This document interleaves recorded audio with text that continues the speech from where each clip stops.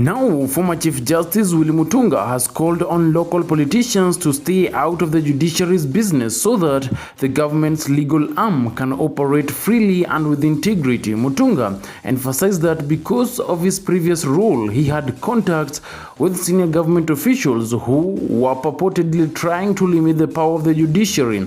He said that he had repeatedly forewarned the top brass that trying to corrupt and control the judiciary will have consequences down the road, especially after they left the government. He said this, and I quote, "In my office as CJ, whenever I interacted with the presidents and DPs, I used to tell them one thing: if you think you can enslave the judiciary, it can also be enslaved by those who come after you, and they can come after you literally. This message is for politicians who are present," end of quote. Back then, he went on, most of the politicians disregarded his warning, but all changed when their terms expired and different regimes with whom they had political differences took over Kenya's leadership. He said this, and I quote, "I remember when former President Uhuru Kenyatta's goats were stolen and trees were cut, I tried to call him to remind him that we had a discussion that the judiciary is a place where the bewildered will run to, and that's why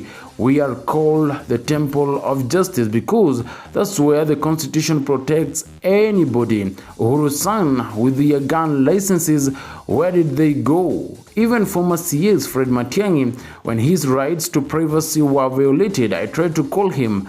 I wanted to tell him that we were protecting his rights because the politics of revenge is what the Constitution does not envisage. So, my message to the politicians is that we must guarantee the independence and integrity of the judiciary." End of quote.